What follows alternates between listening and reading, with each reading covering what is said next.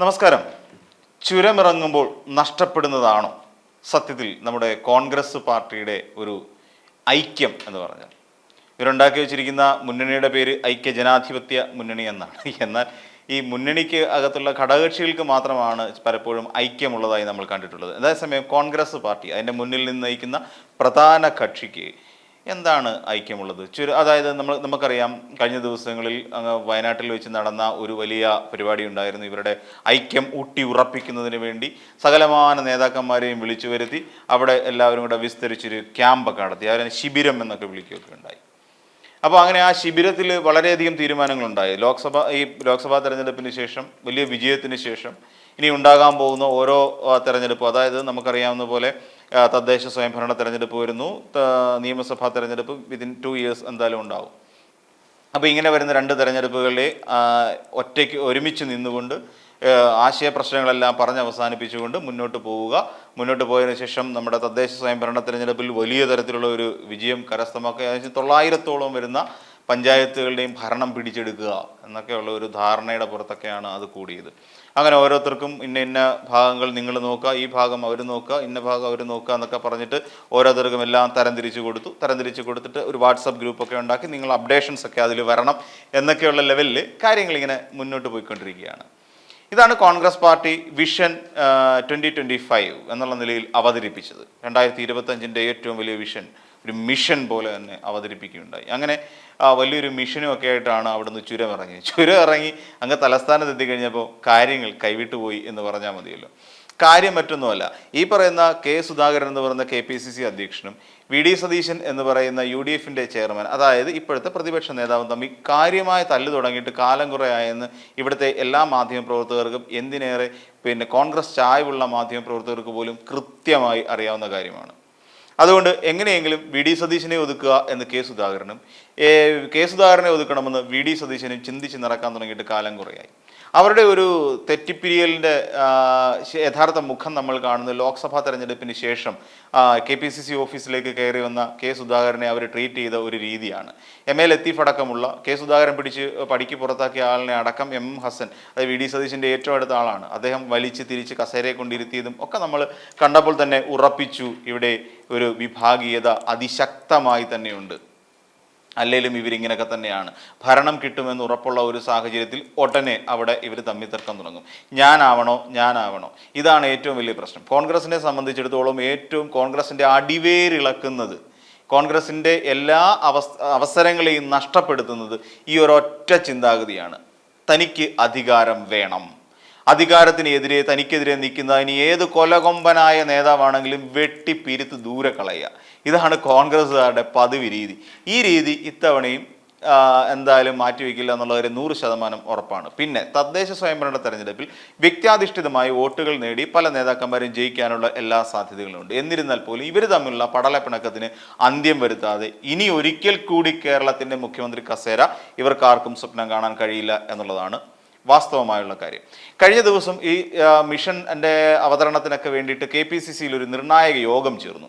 ആ യോഗം വിളിച്ചിരുന്നത് കെ സുധാകരനാണ് എന്ന് നമുക്കെല്ലാവർക്കും അറിയാം. പക്ഷേ ആ യോഗത്തിലേക്ക് VD സതീശിനെ ഒന്ന് വിളിച്ച് എവിടെയുണ്ട്, സുഖമാണോ എന്ന് തിരക്കാൻ പോലും ഒരു ഫോൺ കോളിൻ്റെ ഉപകാരം പോലും ഉണ്ടായില്ല എന്നുള്ളതാണ് യാഥാർത്ഥ്യം. അതായത് VD സതീശിനെ പാടെ തഴഞ്ഞുകൊണ്ട് ഒരു KPCC നേതൃയോഗം വിളിക്കുകയാണ് തിരുവനന്തപുരത്ത്. അങ്ങനെ KPCC നേതൃയോഗത്തിൽ വളരെയധികം കാര്യങ്ങൾ ചർച്ച ചെയ്തു. ആ ചർച്ചയിൽ ഏറെ പ്രധാനമായത് ഒരു സമാന്തര കോൺഗ്രസ് പാർട്ടിയായി VD സതീശൻ പ്രവർത്തിക്കുന്നു എന്നുള്ളതാണ് ഏറ്റവും വലിയ വിഷയം. അതായത് നമുക്കറിയാം, KPCC അധ്യക്ഷനെ വെറുതെ നോക്കുകുത്തിയാക്കി ഇരുത്തിക്കൊണ്ട് എല്ലാ കാര്യങ്ങളിലും ഇടപെട്ട് തീരുമാനമെടുക്കാനുള്ള ഒരു പവർ തനിക്ക് വേണം എന്നൊരു ആവശ്യവുമായിട്ടാണ് VD സതീശൻ മുന്നോട്ട് നടക്കുന്നത്. VD സതീശൻ തന്നെയാണ് താൻ കെ സുധാകരനേക്കാൾ കേമനാണ് എന്നുള്ള മട്ടിൽ തന്നെയാണ് VD സതീശൻ്റെ നടപ്പും നിപ്പും എല്ലാം. അപ്പോൾ തനിക്കായിരിക്കണം ഇനി വരാൻ പോകുന്ന ഒരു തെരഞ്ഞെടുപ്പിൽ തനിക്ക് നേട്ടമുണ്ടാവണം, തനിക്ക് മുഖ്യമന്ത്രിയാകണം എന്നുള്ള ഒരു രീതിയിൽ. നമുക്കറിയാം, വിഴിഞ്ഞത്തിൻ്റെ സമരം നടക്കുന്ന ഒരു സമയമുണ്ട്. വിഴിഞ്ഞം സമരം നടക്കുന്ന സമയത്ത് KPCC അധ്യക്ഷൻ, ആ സമരം നമ്മുടെ സെക്രട്ടേറിയറ്റിൻ്റെ അവിടെ നടന്നുകൊണ്ടിരിക്കുകയാണ്. ആ സമയത്ത് VD സതീശന് മുൻപായിട്ട് കെ സുധാകരൻ പ്രസംഗിച്ച് എല്ലാം കഴിഞ്ഞ് അടുത്ത് VD സതീശൻ്റെ ഊഴമാണ് പ്രസംഗിക്കാൻ വേണ്ടിയിട്ട്. അപ്പോൾ ഒരാൾ പെട്ടെന്ന് ഇതും കൂടി പോക്കറ്റിലിട്ടോളൂ എന്ന് പറഞ്ഞൊരു സാധനം കൊടുക്കുന്നുണ്ട്. അതൊരു മൈക്കാണ്. നമുക്കൊക്കെ മനസ്സിലാവും പെട്ടെന്ന് മൈക്ക് തന്നെയാണെന്ന്.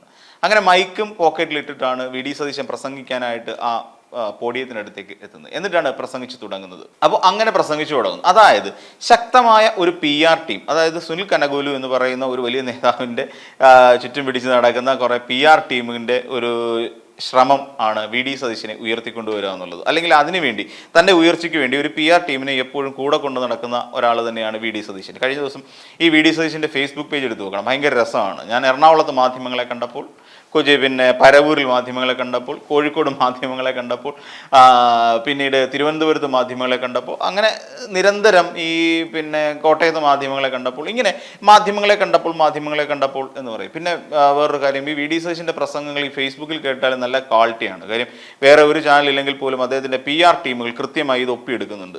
അതിന് പറ്റിയ മൈക്ക്, അതുപോലുള്ള ഒരു കൃത്യമായ ഒരു ഡിവൈസുകൾ ഉപയോഗിച്ചുകൊണ്ട് തന്നെയാണ് ഇവർ PR വർക്ക് ചെയ്തുകൊണ്ടിരിക്കുന്നത്.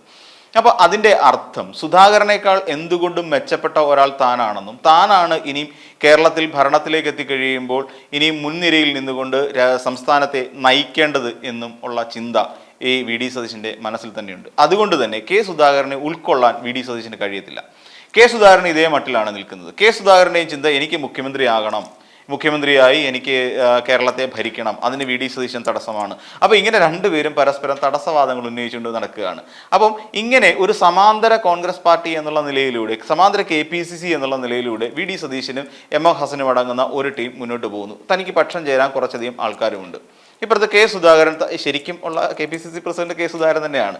അപ്പോൾ സുധാകരനും അദ്ദേഹത്തിനോടൊപ്പം കുറച്ച് പേരും കൂടി ചേർന്നിട്ട് ഇങ്ങനെ നടക്കുന്നു.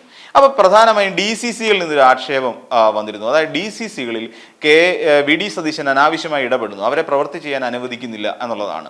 കാര്യം എല്ലാ കാര്യത്തിലും തൻ്റെ ഒരു മേൽനോട്ടം ഉണ്ടാകണമെന്ന ഒരു ആവശ്യം അല്ലെങ്കിൽ ഒരു ആഗ്രഹം എല്ലാ കാലത്തും VD സതീശൻ പുലർത്തുന്നുണ്ട്. താനായിരിക്കണം DCC പ്രസിഡന്റുമാർ എന്തിന്, ഞാനില്ലേ കാര്യങ്ങൾ നോക്കാൻ, അല്ലേ? ഈ ഒരു ചിന്താഗതിയിലൂടെയാണ് ഇപ്പോൾ പൊയ്ക്കൊണ്ടിരിക്കുന്നത്. ഇനി എന്തായിരുന്നാലും ഹൈക്കമാൻഡിന് സത്യത്തിൽ ഒരു മനസമാധാനം കിട്ടാത്ത ഒരു അവസ്ഥ കേരളത്തിൽ നിന്നുണ്ടാവും. ഇവിടെ വളരെയധികം വലിയ ഒരു മുന്നേറ്റം ഉണ്ടാക്കിക്കൊണ്ടാണ് കോൺഗ്രസ് പാർട്ടി ഇന്ത്യയിൽ അഖിലേന്ത്യാ തലത്തിൽ ഇപ്പോൾ പ്രതിപക്ഷ നേതൃസ്ഥാനത്തേക്ക് രാഹുൽ ഗാന്ധിയെ എത്തിക്കുന്നതിന് വേണ്ടിയിട്ട് വലിയ ഒരു മുന്നേറ്റം രാഹുൽ ഗാന്ധിയുടെ നേതൃത്വത്തിൽ തന്നെ കോൺഗ്രസ് പാർട്ടിക്കകത്തുണ്ടായി. പക്ഷേ അതേസമയം കേരളത്തിലെ കോൺഗ്രസ് പാർട്ടിക്കകത്ത് വലിയ വിജയമുണ്ടായി എന്ന് പറയുന്നത് തീർച്ചയായിട്ടും ഇത്തവണയും ഒരു രാഹുൽ ഗാന്ധി അല്ലെങ്കിൽ ഭരണവിരുദ്ധ വികാരം എന്നൊക്കെ നമുക്ക് പറയുന്ന ഒരു ഇതിൽ കൊണ്ട് കെട്ടാൻ പറ്റും എങ്കിൽ പോലും ഒരു വികാരം ഉണ്ടായിട്ടുണ്ട് എന്നുള്ളതാണ് യാഥാർത്ഥ്യം കോൺഗ്രസിന് വേണ്ടിയിട്ട്. അപ്പോൾ കോൺഗ്രസ് പാർട്ടി ജയിക്കും, അല്ലെങ്കിൽ കോൺഗ്രസ് പാർട്ടി ഇനിയും യാതൊരു പ്രശ്നവുമില്ലാതെ മുന്നോട്ട് പോകും, അല്ലെങ്കിൽ ജയിക്കാൻ കഴിയും, തനിക്ക് അടുത്ത നിയമസഭാ തെരഞ്ഞെടുപ്പിൽ എന്തായാലും ഒരു ഭരണം ലഭിക്കും എന്നുള്ള ഒരു ചിന്താഗതി കോൺഗ്രസ്സുകാർക്ക് അമിതമായി ഉണ്ടായിട്ടുണ്ട്. അപ്പോൾ ഇനി ഉണ്ടാകുമ്പോൾ ആരായിരിക്കണം മുഖ്യമന്ത്രി എന്നുള്ള കാര്യത്തിലാണ് തമ്മിത്തല്ല് നടന്നുകൊണ്ടിരിക്കുന്നത്. പലരെയും തള്ളിപ്പറയുക. VD സതീശൻ്റെ പ്രധാന പ്രശ്നം എന്ന് വെച്ചാൽ VD സതീശൻ കൊള്ളിക്കാതെ പലരെയും തള്ളിപ്പറയാറുണ്ട്. മീൻസ് അവർക്ക് കൊള്ളത്തില്ലയോ ഇങ്ങനൊരു സംശയം നമുക്ക് തോന്നും. ആ രീതിയിൽ തള്ളിപ്പറയുന്ന ഒരു സ്വഭാവമുണ്ട്. അപ്പം DCC ഭാരവാഹികൾക്കിടയിൽ നിന്നും VD സതീശനെതിരെ ശക്തമായൊരു വികാരം ഉണർന്നു കഴിഞ്ഞിരിക്കുകയാണ്. അതായത് സത്യത്തിൽ ഇനി DCCയിലും ആണെങ്കിലും KPCCയിലാണെങ്കിൽ പോലും ഏത് രീതിയിലാണെങ്കിൽ പോലും VD സതീശൻ അത്ര അനഭിമതനായി മാറിക്കൊണ്ടിരിക്കുന്നു എന്ന് നമുക്ക് കാണാൻ പറ്റും. അത്രയ്ക്ക് ആൾക്കാർക്ക് അത്ര താല്പര്യമൊന്നുമില്ല. സുധാകരനോട് എന്നാലും കുഴപ്പമില്ല എന്നുള്ള ഒരു നിയമത്തിൽ ഇപ്പം ലിജുവിനെയൊക്കെ അതിനകത്തേക്ക് കൊണ്ടുവരുമെന്നൊക്കെ പറയുന്നുണ്ടായിരുന്നു. പക്ഷേ ആ നിയമനങ്ങളെല്ലാം തൽക്കാലത്തേക്ക് സംഘടനാ സെക്രട്ടറി എന്നുള്ള നിലയിലേക്ക് അദ്ദേഹത്തിൻ്റെ നിയമനമൊക്കെ തൽക്കാലത്തേക്ക് മാറ്റി വെച്ചിരിക്കുകയാണ്. കാര്യം ഇതിനകത്തുള്ള പ്രശ്നങ്ങളൊക്കെ തീരണ്ടേ? ഇതിനകത്ത് പ്രശ്നങ്ങളൊക്കെ തീർന്നാലല്ലേ ഉള്ളൂ ഇനി പുതിയ ആൾക്കാരെയൊക്കെ നിയമിക്കുക. ട്രഷററിൻ്റെ പോസ്റ്റിംഗ് കിടക്കുന്നു. അപ്പോൾ ഇതൊക്കെ ഇങ്ങനെ ഒരു നിയമനമൊക്കെ നടക്കണ്ടേ? ഇനി തന്നെ ഒരു പുനഃസംഘടനയൊക്കെ നടക്കേണ്ടത് ഒരു അത്യാവശ്യമായി മാറിയിരിക്കുന്നു. ഇതിനേക്കാൾ ഏറ്റവും വലിയ വിഷയമായി നിൽക്കുന്നത് മുരളീധരൻ എന്ന് പറയുന്ന ആളാണ്. മുരളീധരനെ കുറിച്ച് കഴിഞ്ഞ ദിവസം സുരേന്ദ്രൻ പറയുന്നുണ്ടായിരുന്നു, എങ്ങനെയെങ്കിലും നിങ്ങൾ സഹോദരിയുടെ പാത പിന്തുടർന്നാൽ നിങ്ങൾക്ക് എല്ലാം കിട്ടും എന്നൊക്കെ ഉള്ളൊരു മുഖ്യമന്ത്രിയാകാൻ കഴിയും എന്നൊക്കെ കഴിഞ്ഞ ദിവസം പറയുന്നുണ്ടായിരുന്നു. സുരേന്ദ്രനാണ് അദ്ദേഹത്തിന് വേണ്ട നിർദ്ദേശം കൊടുത്തത്. നിങ്ങൾ എത്രയും പെട്ടെന്ന് സഹോദരിയുടെ അല്ലെങ്കിൽ BJPയിലേക്ക് വരൂ, നിങ്ങൾക്ക് വേണ്ടത് എന്താണെന്ന് വെച്ചാൽ ഞങ്ങൾ തരാം, അല്ലാന്നുണ്ടെങ്കിൽ നിങ്ങൾക്ക് മുഖ്യമന്ത്രി സ്ഥാനം കൊടുക്കും. സത്യമാണ്.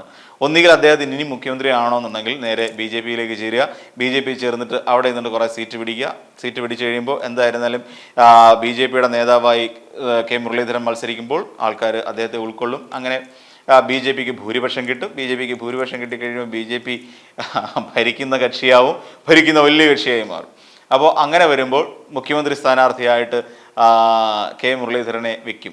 എന്നാണ് സുരേന്ദ്രൻ ഇപ്പോൾ പറയുന്നത്. സുരേന്ദ്രൻ്റെ തനിക്കോണം ഇത് കഴിയുമ്പോൾ മനസ്സിലാവും. ശോഭാ സുരേന്ദ്രനൊക്കെ വീട്ടിൽ കുറേ കാലം ഇരിക്കുകയും പിന്നീട് അവസാനം മാധ്യമങ്ങൾക്ക് മുമ്പിൽ വന്ന് നിന്നിട്ട് ശോഭാ സുരേന്ദ്രൻ വലിയ വായിൽ കരയുന്നതൊക്കെ കണ്ടു വളർന്നവരാണല്ലോ നമ്മുടെ കേരളക്കാർ. ശോഭാ സുരേന്ദ്രൻ ഇപ്പം വലിയ ആർജവത്തോടു കൂടി ആലപ്പുഴ മണ്ഡലത്തിലൊക്കെ എത്തിക്കഴിഞ്ഞപ്പോൾ വലിയ ആർജവത്തോടു കൂടി സംസാരിക്കുന്നതൊക്കെ കണ്ടു. താനാണ് വലിയ ആള്, താൻ ഇല്ലായിരുന്നെങ്കിൽ കേരളം ഉണ്ടാവില്ല എന്നൊക്കെയുള്ള നിലയിലായിരുന്നു അന്ന് ശോഭാ സുരേന്ദ്രൻ്റെ വലിയ വായിലെ പ്രസംഗമൊക്കെ.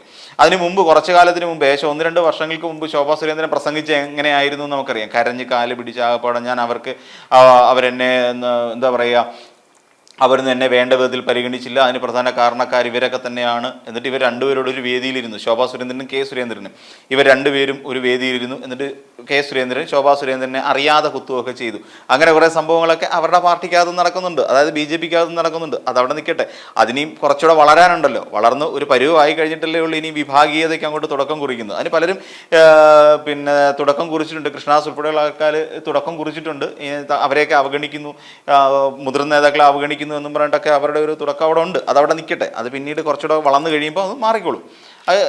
കുറച്ചുകൂടെ വലിയ വിഭാഗീയതയിലേക്ക് എത്തിക്കോളും. ഇപ്പോൾ തൽക്കാലം കോൺഗ്രസ് പാർട്ടി ഇങ്ങനെ ഒരു അപജയത്തിൻ്റെ വക്കിലാണ് എന്ന് തന്നെ പറയേണ്ടി വരും. ഇനി താമസിയാതെ ഹൈക്കമാൻഡ് ഇതിനകത്ത് ഇടപെടും. നിങ്ങൾ ആരൊക്കെ മുഖ്യമന്ത്രി ആവണം, ആരൊക്കെ മാറി നിൽക്കണം തുടങ്ങിയ കർശനമായ തീരുമാനങ്ങൾ മിക്കവാറും ഉണ്ടാവാനാണ് സാധ്യത.